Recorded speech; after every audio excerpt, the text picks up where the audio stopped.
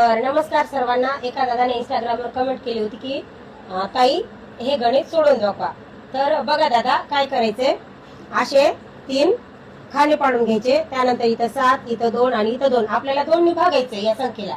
तर काय करायचे, 2 चे गट पाडून घ्यायचे। इथे किती आहेत, 7, 1 2 3 4 5 6 आणि 7।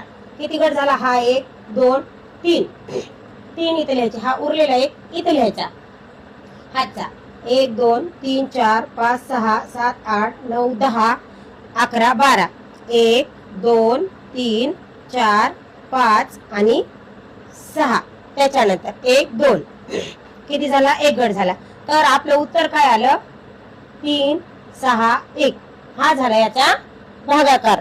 जर इथं विषम संख्या असेल, गट पाडताना जितके गट पडले तेवढे पाडायचे आणि उरलेली संख्या इथं घ्यायची, त्यानंतर भागाकार करायचा। समजलं, हे झालं आपलं उत्तर।